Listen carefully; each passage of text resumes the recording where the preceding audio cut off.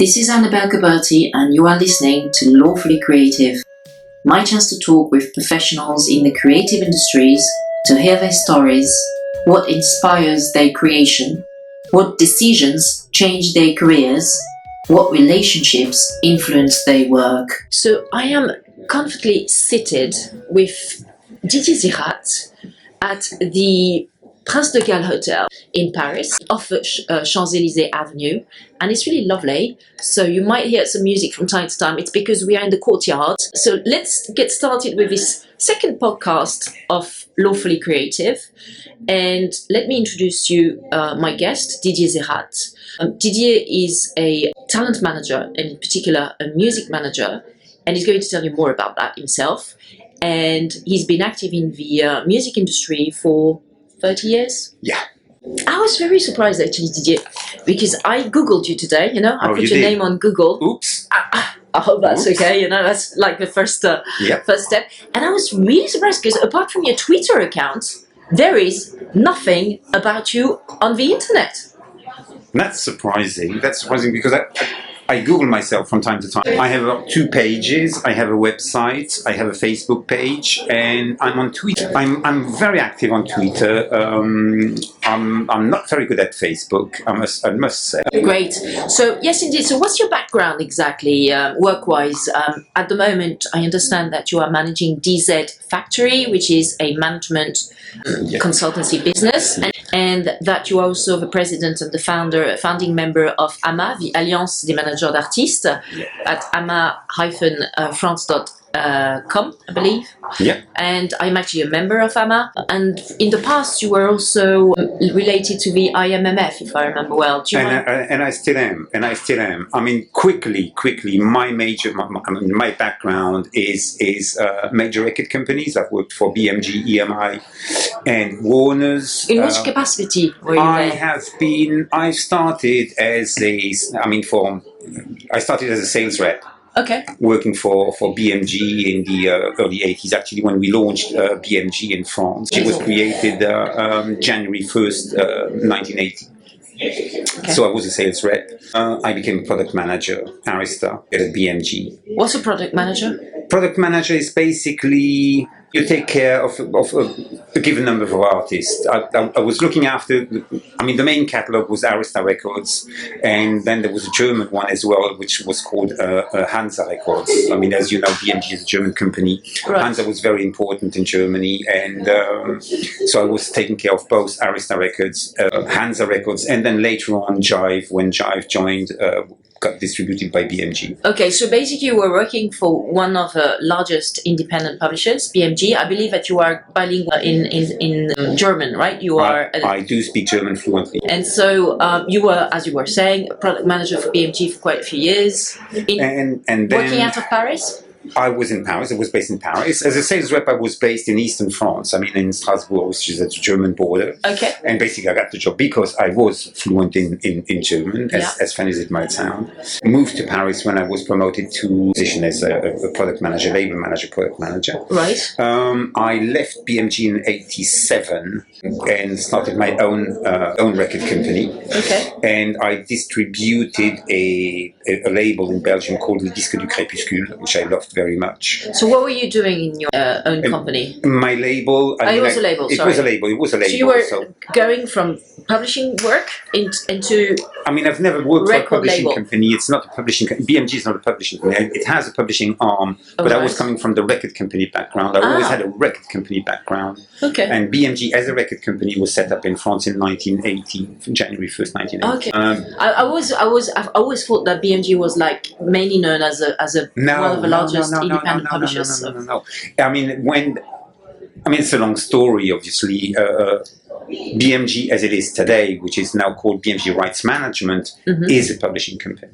But back in the days, it was both a label and a publishing company. Okay. The history of BMG is actually very interesting. It's still a family-owned business. Okay. So it's a very interesting company. So basically, with that background, how long did you stay at BMG then? All in all, for 8 years. Okay. So with that background, with that 8 years of BMG experience under your belt. in the record label branch, you decided to actually create your own business as Yes. an independent label. Yes. That is quite a risky move, isn't it? It was a risky move. It has always been a risky move, and was back then. I mean, it did last 2 years, basically. Licensing and distributing a catalogue such as Les Disques du Crépuscule was, it was a fascinating experience. Music-wise, because I loved it, and I produced my first record ever was produced while I was working for Disques du Crépuscule. It lasted 2 years, What basically, did you mean 87, 88. Right. Okay, 97, 88. And so what did you mean when you say you were licensing that catalogue? Was that through... I was importing the records from Belgium and Okay. paying a licensing fee. It was a licensing fee, and I didn't sign properly artists to my label. The idea back then was to license labels that I was interested in, and Les Disques du Crépuscule was one. Crammed from Belgium as well was very interesting. I didn't make a deal with them. I was distributed at the time by a French company, which was very famous at the time for, and was really the French independent company. It was called New Rose. New Rose. Patrick Maté. They had a record store in Saint-Germain-des-Prés, and they were a label and very, very cool distribution system. It was really fun. Good for you. Okay, great. And so when did you decide to launch the DZ Factory? Oh, the DZ Factory, I launched it in 2012, 2013, basically. Okay. So it's quite new. I mean, it's new. It's 3 or 4 years old. Okay. Which I would call it quite recent. And would you say that it's a music management and music consultancy business? It's a management company. It's, primarily management company and consultancy company, consulting for the music industry. That's basically the idea at the beginning. Then, fact of the matter is, the way the business is going and evolving, you have to be very flexible. Yeah. So in between, it turned also into a label. Okay. So it's now a label as well, and so it's a management label and consulting firm to the music industry. And if you have a look at the website, you'll see it's both the music industry and music industry investors. Music industry investors, what, with Being DSPs or the service providers? Or? Being basically, something I found out over the years, lots of investment funds or investment companies are always tempted to go into the entertainment industry and, among others, into the music industry. So they have the financial resources. Bright people, no doubt, they have the financial resources, they have human resources, they have networks, they just don't know anything about the music industry as such. My idea was to be of some assistance to VC or investment funds, basically trying to reach out to that community, US-based community, and help them acquire or merge into companies, into European-based companies. That is, then it's be there from day one, from any merger and acquisition move that they would make into Europe. Okay, from that background and from also what I've read in the press in recent years, that's not been a very successful endeavor to have VCs in particular and private equity funds investing in the music business, because these guys are looking at a ROI of 18% per year, and that, my friend, you definitely cannot, I suppose, you definitely cannot guarantee for a startup in the music business. Or look at what happened with these are trying to become listed on the public markets. They had to actually withdraw the IPO proposal. Well, the IPO, but Spotify did the same. They had to withdraw the IPO. Okay. Well, that's interesting. In the 19th century in France, wealthy magnates, wealthy businessmen used to have what they call les danseuses, they dancer, and that was a way of saying, well, they basically have a girlfriend lady on the side, a mistress, and they just go to the opera to see her dancing, ballet, in ballets, and she's the mistress. So do you think that's a bit like that they're not really looking, those wealthy finance guys of today, they're not looking at making a return on their investments? It's just because it looks good to actually have some investments in if you look EMI if you look at what happened over the last 10 years and investment companies, remember EMI was purchased by Terra Firma. Yeah, Guy Hans from Terra Firma. That was a total disaster. That was a total disaster. Again, but you have somebody who's bright, a very bright person. Again, financial resources, human resources, doesn't know anything about the business, buys the company, goes bust. Because basically that's what happened with the Terra Firma merger. Look at what happens today. Access Industries acquired Warner's and now Diesel. Okay, so that's Access. Okay. Access is a fund. What is it? It is a It's an American-Russian company. It's an investment fund. It's very, very powerful. What did they make the money out of? Do you know? Access. The background. No, I don't know. Maybe usually. No. Russian. It's usually natural energy, resources. Energy, oil, maybe. That's interesting. But you have to have a look at Access Industries. It's Glenn Blavatnik, or what's his name? What his name is? Yeah. Okay. Yeah. I see what you mean. Blavatnik. Yeah. And so basically but you still have some investment funds in the US dedicated to the entertainment industry. It would be a mistake to think that the entertainment industry will not survive the crisis that we know, because we've been through it for the past 10 years. It's going to be a booming industry. It's going to have healthy profits again. It's going to be happening one day or the other. It's going to be happening again. I'm not saying that's not the case, Didier. What I'm saying is that private equity guys, they expect to get 18% return on investment every year. Otherwise, they just ditch the investment.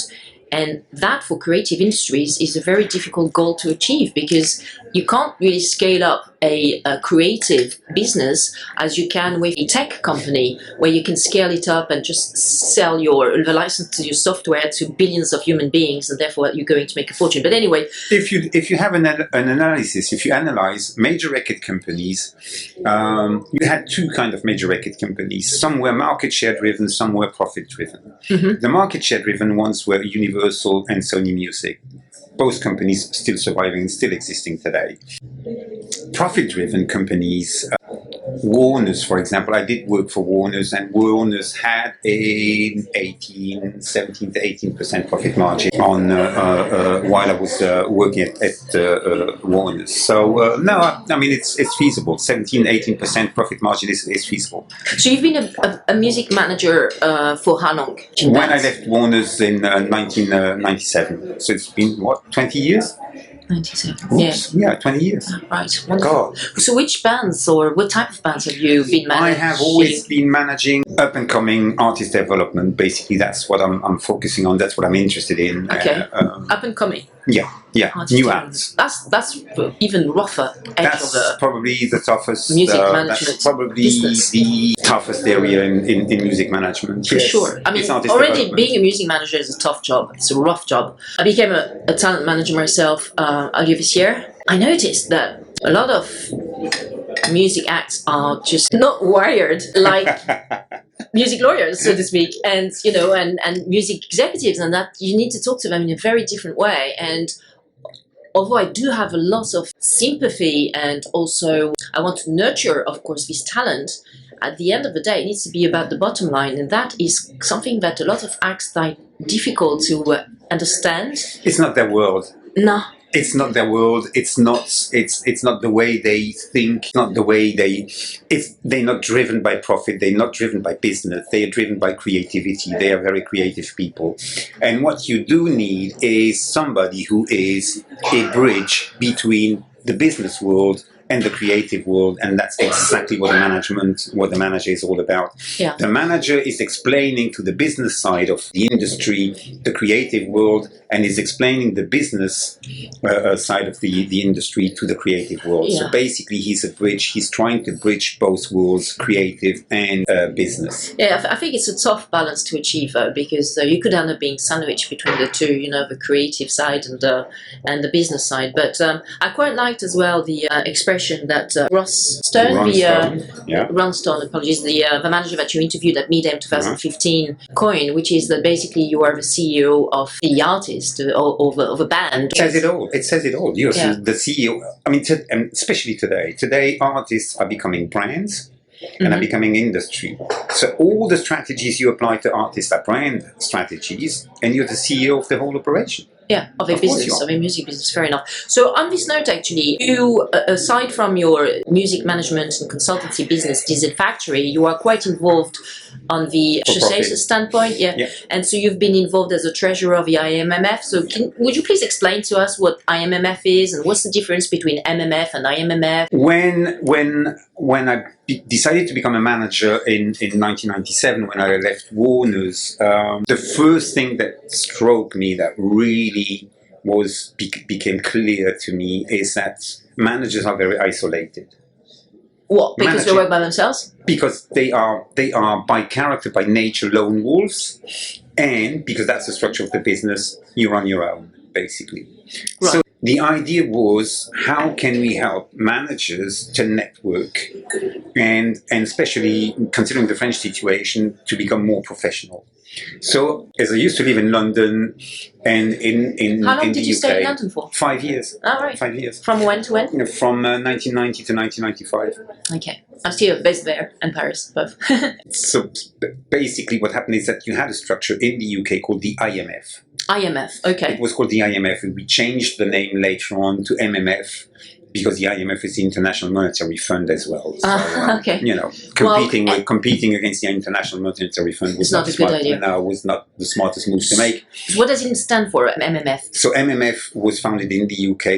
It's Music Management Forum? Music Manager Forum. So basically, when I decided to become a manager in France, the first thing I did was reach out to the then IMF in the UK, explain to them that I wanted to set up a similar structure in France, asked them if I could use the name and if they would help me or assist me in setting up the same structure in France. And they gladly did so, and happily did so. So you called it MMF France? So it was, at the beginning, we were called IMF as well. Okay. And in the year 2000, we decided to change the names to MMF, to Music Manager Forum. So same in the UK, same in France. Oh, so, okay, you didn't add the word France at the end to make a difference with the MMF UK? We did add France at the end. At the end, like we have an MMF UK, you have an MMF France, and now you have a few ones around the world. So tell me more about that. So where is MMF now? It seems to have spread around the world. I mean, when I was at MAMA earlier this year in October, and there was a Meet the Managers workshop, and I noticed that there were people coming even from like Canada and Argentina. Who are managers, and they have an MMF there. So basically what happened is, third one in the world was probably MMF in Australia, was set up by Michael McMartin way back then. We had a meeting then in London, Michael McMartin, myself and MMF UK, and we decided then to create an international music management forum, which turned out then to be the IMMF. IMMF, okay. So basically the IMMF is the international umbrella organization uniting all the local and domestic national organizations such as MMF UK, MMF France, MMF Australia. And then we have spread over the whole world. We have now 22 associations or organizations worldwide, representing 42 countries. Okay. Why do we have less organizations than countries? Because we have, for example, an MMF Latin America. Yeah, fair enough. So MMF Latin America will go from Brazil to Argentina, Colombia, Bolivia, etc., etc. 15 countries, 15 South American countries are within MMF Latin America. We have set up one, for example, in Western Africa called MMF West Africa, with Nigeria, Ivory Coast, and Ghana. And we have now plans to open new subsidiaries and new organizations, because we help those organizations nationally. One will open in Africa, for example, in Burkina Faso. Wow. And in Benin. One opened recently in Zimbabwe, and we had one in South Africa. What about Nigeria and Ghana, which have a biggest economy? Ghana is already in MMF West Africa. Oh, okay. Is already included. We will open. South Africa? South Africa does exist for quite some time. We are looking now, we are going to have one in Israel, one in Austria, one in Switzerland, and then we are going to have one soon, open an organization in Russia India, China, which will help us be visible in almost all markets. But Japan, the Japanese market is a very particular market. It's 95% domestic artists and only 5% international. So it's a market on its own.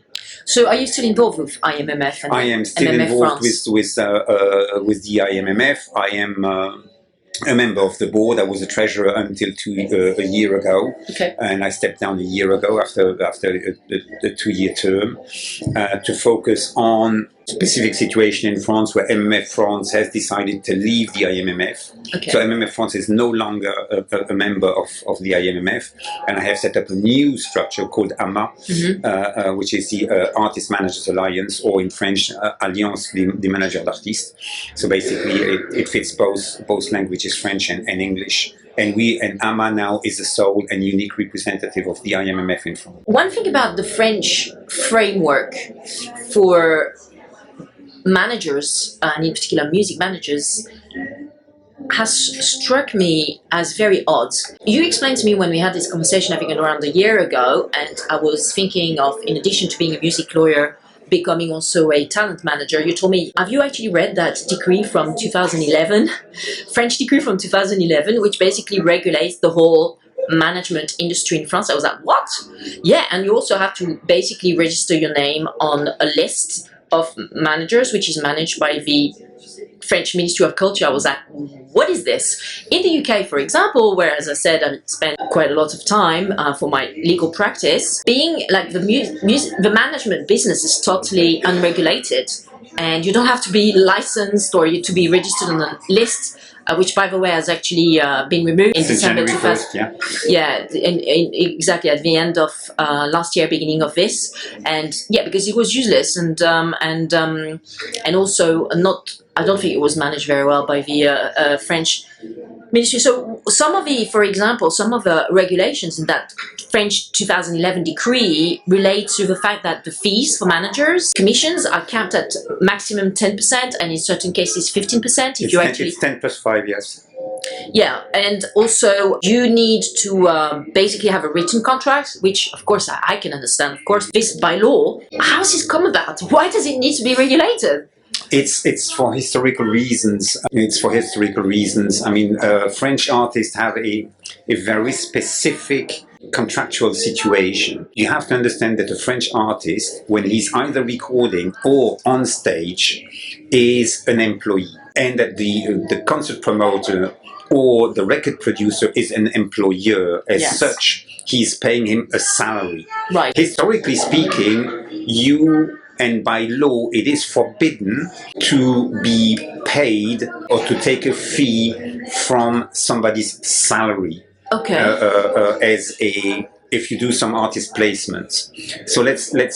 Sorry, that's what models agencies are doing on a daily basis. I mean, also in France, but they have a very salary and but they have a specific financial and status as well. Yeah. So that basically, as an artist manager, if you are looking to find a placement defined as a position as an employee with a record company, with a record producer, or with a concert promoter, you cannot be paid a percentage of his incomes. It's forbidden by law. So basically, how do you get paid? So on what basis? The agents, historically speaking, artist agents are an exception to the law, and and their status was regulated since end of World War II, basically, and their status was regulated, and their income was regulated, and basically limited to 15%, which is basically what you have again today. Yeah. So you have a 10 plus 5, it's basically 15%. Yeah, I'm not saying it's not market practice. I'm like, why does it have to be so regulated? Then again, we do believe that this status is no longer valuable, and we will do the best we can to get rid of this status. But you do have the same situation in France. You have to understand, to be a concert promoter, for example, it's a specific status, a license, and you need to have a license as well. Even 2 sometimes, and even 3. Well, that is understandable, because you can actually, some people get killed at concerts if it's not been organized well. I mean, especially this year, there have been quite a lot of lawsuits in relation to either musicians or members of the public who got killed or injured because like the whole roof collapsed or something didn't work in the structure. That would be the responsibility of the venue owner, not necessarily of the concert promoter. Yeah, okay, fair enough. But I can understand why in this instance you would want to regulate because there are some lives at stake, you see, as if you organize a concert. We would like to see, I mean, the interesting evolution would be, to move this status, this French status, to another level, which could be interesting for all the European artist manager, and that would be to turn the artist manager into a third-party trusted partner, as you have with a lawyer or as you have with an accountant. Okay. And basically, as you know, lawyers have to follow some training, yearly training, and keep their knowledge up to date. And we have to have do lots of degrees and a lot of university years as well to qualify. We also have to pass an exam, which is complicated. The bar exam. We would welcome to force managers to have education and training to be kept updated on new technology evolution, on legal aspect, because things are changing at a very, very fast pace today. So before we go into this, there was another question I wanted to ask you about the French framework on managers. Why, according to you, what is the rationale of having forbidden to have the two statuses of a manager, an agent, as well as the status of film producer or record producer? I mean, they were not targeting the music industry. They were targeting the managers or agents. No. I mean, they were really targeting the movie industry more than our industry. Oh, right. Basically, I mean, that's where they were. Legislators. That's where. But why? This is why. Because they think that actors can be under the influence of a film producer if he or she is also managing their careers. Yes. So basically, and they did absolutely not take into consideration the fact that as the way our trade is now evolving or turning into, we produce videos. Exactly, we produce artist videos for video clips, etc. So this is one of the aspects that makes us want to change. What do you do about that? Because you must have videos on YouTube and often, I agree with you, it's being financed by the manager. But that's the label is not going to pay for this. This is where you need an organization like AMA, like the Artist Managers Alliance. This is where you need an IMMF, because we do represent managers when we speak to the Ministry of Culture or the Ministry of Labour in order to change the rules and the nature of the game. You think that French decree status framework, which really struck me because I don't think that this exists in other Western countries, you think this is really quite outdated and not with its time? It's completely outdated. Completely outdated, okay. And it should be completely abolished. Okay, all right. And so what you are saying is that you can't do good business as a manager or as an agent in France under this legal framework. Do you think this is not conducive to being able to be a successful manager or agent? It doesn't give you the flexibility to negotiate your incomes, your revenues. Okay, you're going to say, 10 plus 5, 15% of the artist's income is enough. Sometimes it can even be too much. And sometimes it's too little. Let me explain it to you. As I told you, I'm very focusing on artist development. If you take a young artist, up-and-coming act, and you work with them and you nurture the acts, you work a hell of a lot. And you would deserve to share the incomes 50-50. Wow. Okay? Really? Yeah, that's my opinion. Okay? And then if you take the artist to a level where it sells millions, you could reduce it to 5% or 3%. But you need to have a flexibility in your contract, and in your agreement. Is it because you think that it should be based on the amount of work that you actually put into making the success, a career of the act a success, or what would related. be the? It's obviously related.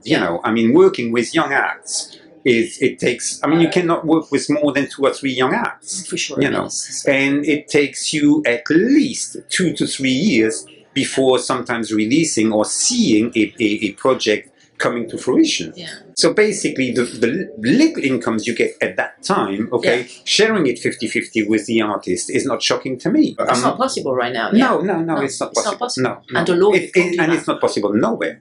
Right, it's even not possible in the UK. Yeah. It's even not possible in the UK. If tomorrow I take one of those acts up to a level where they Why become... is it not possible in the UK since it's unregulated? It's not regulated there.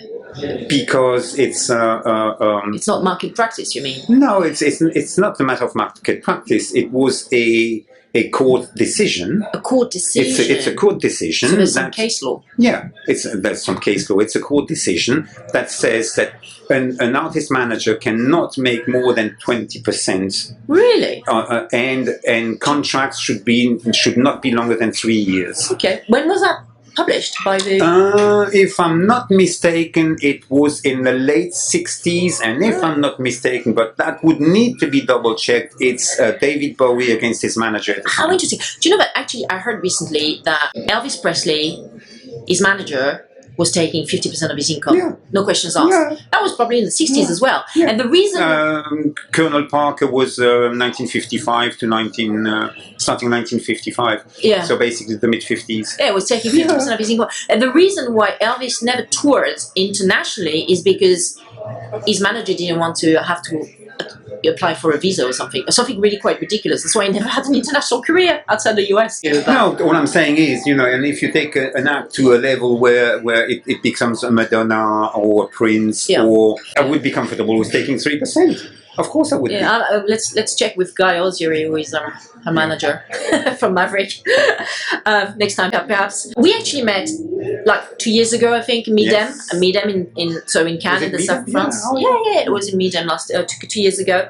And actually, I just wanted to reinstate again the fact that you organized basically panel with Ron Stone and Emily White in Midem 2015, which actually I attended, and which video you can actually see on YouTube on Midem's channel and also on your ama-france.com website. Yeah. And on my personal website as well. Okay. Yeah, or no LinkedIn page as well. Yeah. Okay, and I wanted to ask your point of view in relation to that, because I go to Midem, but every year, but I'm not getting what I used to get out of it now compared to 2 or 3 years ago. Also, now we have Mama in Paris, which happens every year in October. We have South by Southwest.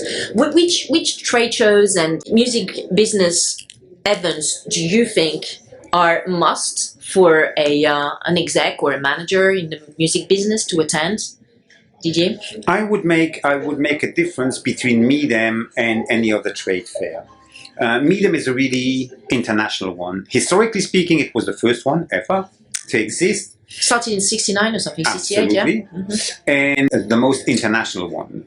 Then you have now an interesting trade fair almost every month, so you have 2 or 3 per month worldwide. I would name, for example, The Great Escape in London. In the UK. Brighton. It's in Brighton, excuse me. It's not in London, it's in the UK. Yeah. You have The Great Escape in the UK. You have Reeperbahn in Germany, in Hamburg. Okay. You have Mama in France. You have 2 in Spain, in Barcelona and in the Basque region. You have some in Italy. Mm-hmm. You have the Canadian Music Week. I attended the GMA, the Golden Music Awards in Taiwan. No, okay. Et cetera. I get the point, but you can't attend everything. So no, you can't attend everything. So the must, on a yearly basis. There is no must. There is, depending on the project you have and the territory that you are targeting as a priority, right. This is where you go. Okay. Mama is an entrance to the French market. Reeperbahn to the German market. Why would you go to Reeperbahn if you're not targeting Germany as one of your priority markets? If your priority markets are Italy, Spain, and France, don't waste your time going to Germany or to England. Yeah. Attend the local trade fairs. That's what I'm saying. Okay. And very attend Midem, because Midem would be the most international one. Yeah. Well, so you think South by Southwest is not up there with Midem? South by Southwest is massive. Yeah, I know it's massive. It's like 3 weeks, and it's film and music. And it's music, and it's tech companies, etc. Do you know how many concerts you have at the South by Southwest? No idea. 8,000. Wow. 8,000. I heard you. Okay, Wow. over 3 or 4 day period. Okay, so I mean, attending South by Southwest is a serious investment in terms of time, energy, resources, finances. Mm-hmm. You don't go to South by Southwest like this. You go to South by Southwest because you have a real strategy to go into the US market. Okay. And what you do then is you have to go 6 months before. You have to talk to local companies. You have to start creating a buzz, and you have to follow up afterwards. Going to any of those trade fairs only for the sake of going is a waste of time and energy. Okay, that's a great piece of advice. Thank you. You know, as a music manager, what would you be looking for? Would you be looking for record labels for your young, developing acts? Would you be looking for publishers?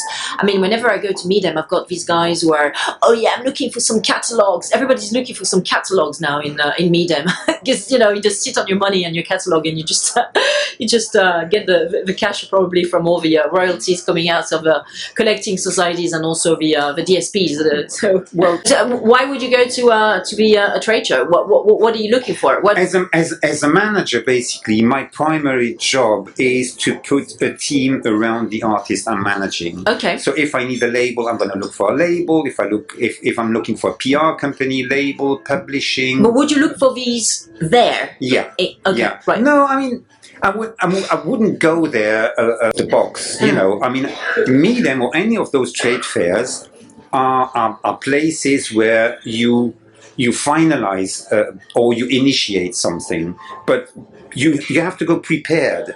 If I'm looking for a PR company in Germany, I'm going to approach 10 or 15 PR companies in Germany way before Reeperbahn, and I'm going to make the deal at Reeperbahn. Okay. Right? Okay, but those are deal-making situations. I understand. Okay, I know that at Mama, which happened back in mid-October this year, you unveiled a survey and the results of a survey that you did with your co-members at Mama.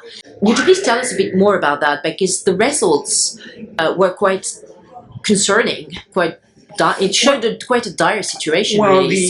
The primary purpose of putting this survey together, which, by the way, surprisingly was the first survey ever organized on artist management in France, was for us as an artist management organization to know exactly what the needs of our member is. You know, it's very difficult to fight for somebody's needs if you haven't identified them. So that was the idea. How many people were in the sample that we sent it to 1,500 people. How many responded? And a little bit around 130, 140. Okay.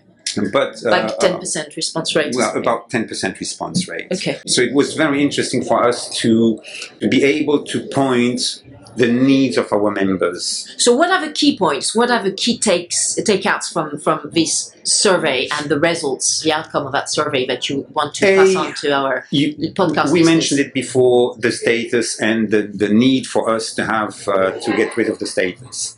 Rid of it or improve it? Get rid of it in the first, and first step to me. Let's be anarchists, right? Let's be anarchists. Let's get rid of it. Number two, it was very surprising to see that basically artist manager is a career that you embrace for a very short period of time, say between 2 and 5 years. That's because you don't make any money out of it in France. Because it's very difficult to make some money out of it. I mean, what really struck me in the results of that survey is that it's barely possible to live out of your music management activities. It's very difficult to make a living out of purely being a manager in France. Not a French manager, but a manager in France, which is why we all have other activities next to it. And I'm a consultant. That's why you also mentioned that there was a transfer of risk towards the manager entrepreneur. Would you like to expand on that? The evolution we see that we have predicted is that basically major record companies are signing less and less and less artists when the offer is increasing and is becoming absolutely phenomenal. So basically what happens... The offer of what? Of talent? Of talent is absolutely phenomenal. So that basically what happens is that you have to, as a manager now, produce the first record, produce the first Wow. concert, and become an entrepreneur, a 360-degree entrepreneur in the music industry. And that's what we call a transfer of risk, be it entrepreneurial or financial, because financing the creativity is another very important issue for us. So you were saying at the end of your survey that you wanted to publish a white book. So what's the purpose of a white book, and when do you intend to publish it? That will be within the next 6 months. This white book will basically be a summary of what artist management is all about today, the practices, the legal status, the financing, and how do you fund such companies? Because we are entrepreneurs. Entrepreneurs need to be funded. So that's going to be a very important. Funded? Okay. Do you want to expand? How do you raise money? How do you raise money on the financial markets to fund your company? How do you do that? When considering the specificity of our business, we have to talk to bank managers. We have to make clear to banks, that we are business driven and that we are entrepreneurs. And so, when do you intend to publish this white book? Within the next 6 months. Where is the white book and the results of a survey available on the net? Where can we find them? It will be available on our network, on our web, www.amar.france.com, on AMA, on the IMMF, on my personal website, and then we are going to send it to all the politicians in France, members of parliaments, politicians. Okay, I think that's a great idea, and I really look forward to reading it. It would be nice to have it released and serviced to everybody before the next elections. I am Annabelle Gauberti, and this is Lawfully Creative from Crefovi Studios.